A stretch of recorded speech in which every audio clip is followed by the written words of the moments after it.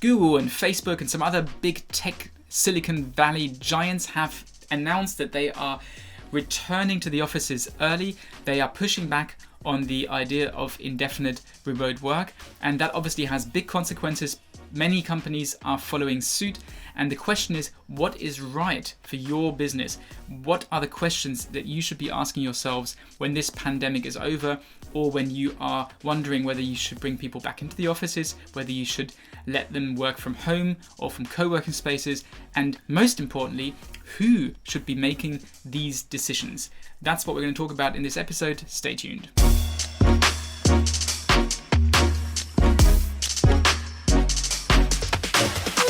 Hello. What's up, you management critics, you radical thinkers, you rebels, whatever you call yourself? Good to have you back after the Easter break, even though that's already more than a week behind us, I suppose. But I'm glad you are here, and there's big news. Because Google wants their workers to return to the office ahead of schedule. That was announced on the 31st of March 2021, literally the day the last episode of this show was released. And I think this might have some serious impact because Google obviously is seen as a role model for many businesses, at least those who refer to themselves as modern or progressive or whatever label you might attribute to Google. So we are going to look at this story, and we're going to look at what other big players are doing in regards to workplace arrangements and remote work and all this stuff. And I'm going to share my personal view on this whole debate with you because I think there is some really important considerations to be made here. And I think a lot of leaders currently are challenged with these decisions. Like, should our people work from when this whole pandemic comes to an end? But before we get there, I want to share some words of gratitude with you guys. As you know, we took a break over Easter. That's why we were away last week. And well, to be honest with you, I didn't really take that much of a break. I've got so many exciting projects to work on at the moment, guys. I don't really want to switch off. As long as I get my sleep and some time with my family and with my friends as much as COVID allows it, and as long as I get my exercise in and these kind of things, life is good. Anyway, where was I? I was at Easter. So over Easter, we took a break and we've been looking at the data a little, and we've been looking at the interactions on social media, and we've looked at the messages we've received from you guys. And I just wanted to say a huge thank you for your support of this show in these early days, because we still are in our early days. It's only been a few weeks that this show has been online, and it's really great to see that this show seems to be doing what it's meant to be doing, which is that you guys are forwarding these videos, you are starting debates within your companies, you are challenging the procedures in your businesses, and not only that, also probably most importantly, you are challenging me, which is great, because the whole point of this exercise is not to replace one dogma for another one. And I try not to deliver a dogma. I try to deliver some tools for critical thinking. But however, that might be misunderstood. And therefore, I'm very grateful that some of you have come back with some critical thoughts on what I've been publishing. And that excites me because it shows that this show is about applying rigorous logic, about abandoning ideology in favor of critical thinking, and that we challenge the management practices that we are conducting on a daily basis. So just a big thank you for that. That needed to get out of me. And now let's get to the story. So remote work. It's been an exciting time for all of us, right? It's been challenging. It's been changing for some businesses. It's been changing everything they do. For ourselves, it's been changing a lot of what we do. A year ago, when this whole pandemic started, we had to cancel all of our on-site work. Obviously, we had to reinvent the entire academy. We had to change the way we conduct consultancy work. So there was quite a significant change to the way we deliver our services. On the other hand, to be honest with you, the going remotely wasn't really a challenge because we've always been working remotely. That's what basically for the entire existence of this company, we are all used to working from not necessarily home, but from all sorts of places. Some of us have turned into digital nomads, so it's not been such a big challenge in that respect. And at the same time, I've been conducting pretty much all of my work literally from this space here, which is my office / studio / home, obviously. And I found it delightful, but it's not for everyone, and I know that. And some of you are dying to get back into the offices to see some colleagues. Some of you are just sick and tired of being sat between toys on uncomfortable sofas with their laptops literally on their laps, with hamstrings being tight because you can't move. That is bothering some of us, and some of you are really excited to get back into a larger group of people and to be sat on some professional office equipment. It is ridiculous the times we're going through, but it leads me to a question that I know is on many executives' minds right now, which is, where should people be working from in the future? And should we be the ones making these decisions for them, or should they be making these decisions themselves? What's the right strategy? Does this right strategy even exist? Does it have to evolve over time? And what questions can I ask myself as a leader that will help me assess the situation and make better decisions for my company? And understandably, this is a big one because it will have consequences. And that's why I want to have a look at what some of the big role models are doing, like Google. And I want to apply some critical thinking to this whole question, as we always do in the show. And let's start with Google. So Google announced on March 31st, as I said, that they are going to do three things. A, they are going to accelerate the return to the office and perform a partial reopening in April, so this month. B, they're going to reject the idea of indefinite remote work, which is quite a big one, I think. And C, they're going to force employees to formally apply for remote work if they want to do so if the employees want to do so, for more than 14 days a year. And this was announced across multiple outlets, as you can imagine, whenever Google has something to say. And for example, it was announced in this article on CNBC. And according to CNBC, workers are also expected to live within commuting distance of a Google office. And Google is apparently also considering that it may adjust employees' salaries based on where they work from. So that is, to me, that's quite big. And Google is not an outlier with this.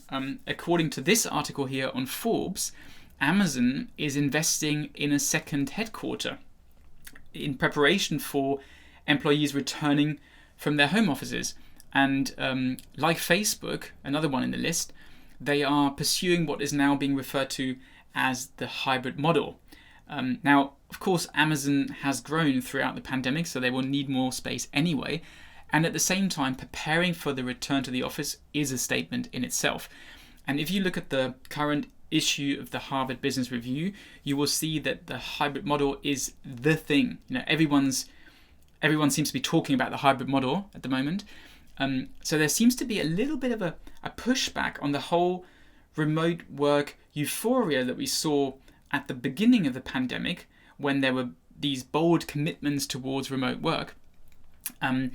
Although at the same time, for example, according to this Forbes article, it's not that everyone is applying these hybrid models. Twitter, for example, is allowing remote work indefinitely, and so is Square and some others. So it's not that all tech giants or all Silicon Valley companies are taking the same approach here. But what I find interesting, that there seems to be a certain tendency towards this. And what I also find interesting is, if we shift the focus away from Silicon Valley, and if we look at the more traditional industries, for example, if you look at my home turf, Germany, the so-called IFO Institute, which is like a German think tank, a very large German think tank, one of the biggest ones, they released a study recently claiming that 54% of the German companies want to hold on to remote work even after the pandemic. Siemens, for example, which is the 8th largest German employer, they decided that their employees can work from home, or I should probably say remotely, if they deem it necessary, and provided their managers agree. Now, for Siemens, going that way is a big step for a conventional and also conservative German business. And so in some ways, I feel like big tech, silicon big tech, and traditional industries are almost moving towards each other from both ends of the extreme, you could almost say, and they're almost like meeting in the middle. And so what is the right approach? How should you deal with this? Is Siemens right? Is Google right? Should you be looking at big tech? Should you be looking at traditional industries? Is it case dependent? Is it not case dependent? What responsibility does management have in all this? These important questions. So I'm going to start answering this question, or these questions, by pointing towards something I find quite amusing, which is that there's a new job role that is kind of working its way into the mainstream management attention. And this new job role, the way I approach this, you might have guessed it, this new job role is the head of remote work, or the director of remote work, as some companies refer to. So you've got this this continuation of a very interesting pattern that you might have noticed, which is this general proclivity towards installing a new function or a new department every time you're faced with a new, slightly larger problem, right? So you had, back in the 60s, you had the emergence of quality issues becoming a more relevant distinguishing factor in value creation. And as a consequence of that, you had quality assurance departments, and they obviously had to be headed by a head of quality. And then later on, you had the appearance of the finance functions in the business with their head of finance. And of course, even more recently, you've had this whole appearance or emergence of the chief digital officers, who've been extremely popular in the last few years.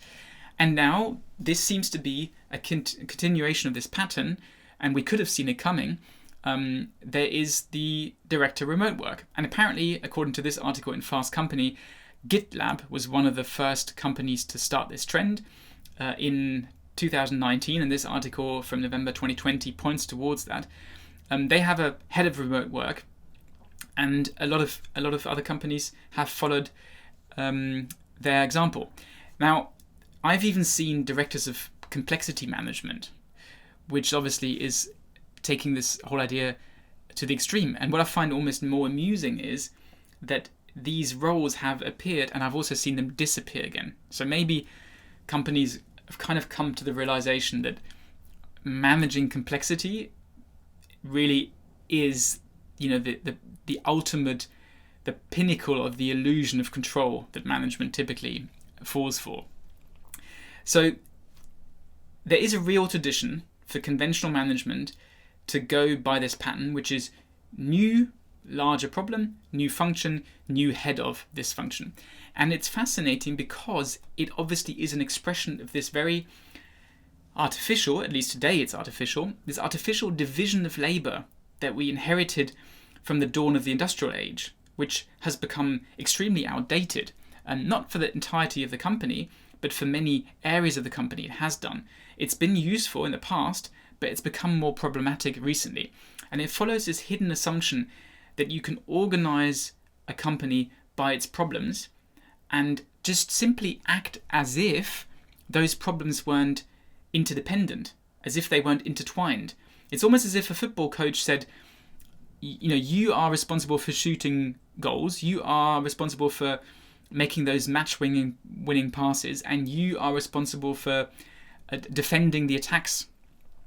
That obviously doesn't work. And of course you've got, all of these functions are relevant to the game of football, but they are taken on, those roles are taken on dynamically, dependent on the situation the football team is in. Now, you can't always translate these analogies perfectly into businesses, but this highly segregated way of running businesses, that leads to problems that would result in a football match as well.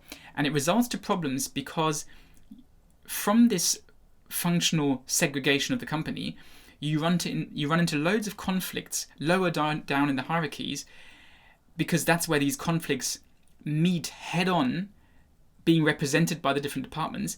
And because they meet there, and because they can't be decided on there, they get escalated, which means that more decisions have to be made in a centralized fashion. So you've got this overarching tendency to identify those larger problems, and then it seems like a suitable justification, once you run into a problem like that, for a new department to be founded, and then obviously this new department needs a head. So the question is, how does that relate back to our problem of remote work? The truth is that the place where people work is one little factor connected to many other factors. And in some businesses, the place you work can be a big problem or cause a big problem if it's not the right place. In others, it causes very little problem. So it can be a large or small factor, but it's interconnected with many other factors that then in itself influence value creation. And all of these factors influence each other, obviously, so that there's a high interdependency between all of these. And changing the workplace might or might not affect loads of other elements of value creation. And so, for example, let's make a few examples. If you work from home, you might be more focused on certain phone calls, for example, because you've got peace around you. You've got a nice little home office where you can sit at your desk without any distractions, and because of that you can be more productive, and because of that you can deliver more value to your customer, which results in a higher customer satisfaction. Or it could be the other way around. If your choice of working from home would equate to working between screaming children who distract you all the time, then the opposite might be true. You might be better off in the office or in a co-working space. Or there might be days when you could be doing with brainstorming with your colleagues, and it would really help if you had some kind of physical presence, and that would make you more efficient, and then you want to go for that option. Or on a particular day, you might it might be great to work from a co-working space, because working from a co-working space might allow you to then meet with a client later on who has an office nearby. So you get the idea. There's no simple answer to this question, and it's a very layered problem. It's very case dependent. What is the right solution for every individual case?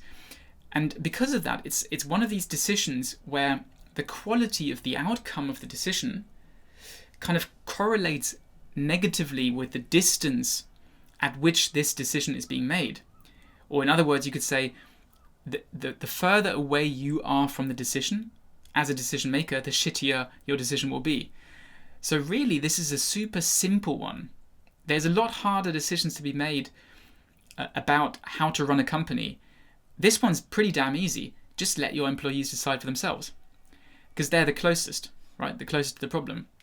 If you pay your employees tens of thousands of pounds or euros or dollars or whatever in salary every year, and you don't trust them to make a decision on where they should work from for themselves, then you might as well take all this responsibility, and I literally mean all this responsibility that comes with working for a company, from those employees. Right? You can't trust an employee to talk to a customer if they can't even make a sound decision about the place they are working from. It makes absolutely no sense. So if you reverse that, if you think your employees can't make a sound decision on where they're working from, then they shouldn't be talking to customers. They're going to ruin your business. Now, I hear doubts that grow from this very popular concern that is being voiced at the moment regarding employees' well-being and the risk of them burning themselves out. And, I think they might overwork themselves at times, and they might not be able to switch off, and they might neglect their families. they might do all of those things, but they are grown-up people. And infantilizing employees by telling them not to work from home for their own safety or for their own protection is basically it's the most hypocritical means of protection, because it deprives people from the very potential to grow. It's a bit like, even though I don't really like this analogy too much, but it's a bit like parents, helicopter parents, who don't let their kids play with other kids because they are scared of them catching a cold and then suffering for 2 weeks because they have a bad cough or something. I find it so disturbing that on the surface, everything's about individual growth and self-realization, but we want to control this growth. And if we try to control this growth, then we're basically containing growth, because growth doesn't follow the pattern that we wanted to follow. It's not, if we want growth to be the growth that we have in mind, then no growth is going to happen. So I think that what's important to me is I'm not building this argument around what is or what isn't humane in a business. That's another consideration, but that's not my predominant reason. I'm building this argument around what is smart from a business point of view. And having people take responsibility is a necessity. It's a necessity for adaptation. It's a necessity for survival in many markets. You need employees to be able to make decisions on the behalf of the company. And each element of centralization strips away an element of responsibility. And the funny thing is that then results in those who strip that responsibility away from employees to observe a lack of responsibility, obviously, because people have less responsibility. So it kind of feeds the assumption, which means that this whole thing is a self-fulfilling prophecy. If you build systems in which people can't take responsibility, they won't. And if they don't take responsibility and you observe that, you are confirmed in your assumptions. It's a confirmation bias. So my take on this is do it like Spotify, regardless of your industry. Just let the people decide. There was a great article, again recently in Forbes, everything's about Forbes today I think, and it said Spotify will let employees work from anywhere they do their best thinking and creating from. And the thing is that when people hear this, another argument that they often give is that they can't afford people to make those decisions, and they can't allow remote work because the whole value creation depends on physical presence, right? Physical labor, or at least some kind of proximity. And that seems to be the angle that Google is coming from, right? Google says we want our people back in the office because being close to each other benefits the business. But if your business doesn't allow for people to work remotely by nature, if value creation suffers from people not being close to each other, they won't, because they're not stupid. They will do what helps the business. In fact, they're much better suited at judging where work should be taken place because they are doing that work every day. So they are close enough to make that call. And the only reason why they might not make decisions in favor of the business and give their own interests a higher priority is because they're already at a point where all the responsibility was taken away from them by all sorts of other bureaucratic measures. And then, the tiny corridor of space or of responsibility that's left isn't enough to feel that you actually have responsibility. That's why the stuff I talk about in this show can't be dealt with in isolation. It's always connected to other elements of organizational design. Now, I see that, of course, people have personal interests, and people have, they want to respect these interests. Like a colleague of mine is a paraglider, and she uses every possibility at the moment, because she's a digital nomad, to take a paraglider flight. Is that what you call it? Anyway, and she tries to fit the meetings around the ability to go for a flight. However, she will always balance these things out. and she will always try to find a way to integrate the needs that the business has and the needs that she has. And if we were to make a decision that rules out any paragliding for this great colleague we have, we would lose her to the competitor, right? Because she would be demotivated and she wouldn't feel herself anymore. So if everything your company does is an expression of distrust in your employees' own decision making, then of course you might experience this consequence that the employees are prioritizing their own interests. But as long as you practice this idea of responsibility, of institutionalized responsibility, and you can apply that in many different ways, not just with remote work, then people will respect their own interests and respect the company's interests, and then they will be trying to integrate all these interests to make a good decision for the business. So in general, the very simple answer to this question of remote work, in my eyes, is the place where people work has a subtle but important influence, and those best able to judge that complexity and all these different factors that play into the equation are the employees themselves. So if you let the people decide, they will decide wisely, and they will make mistakes while they do that. They will adapt, they will make mistakes again, they will decide again, and on average, those decentralized decisions that benefit from this case-by-case learning will always be better, will be 1,000,000 times better than any decision that is being made on their behalf by their manager, their direct manager, or even worse, by some kind of central head of remote work. Now, that's it for this week. Hope it's some food for thought. I'll see you back here next Wednesday, 7:30 GMT or 8:30 Central European Time. That's what it's called. I hope you enjoyed this episode wherever you are, whether you're working from home or from the office or you're sat on the sofa. Thank you very much. Take care, guys. Bye.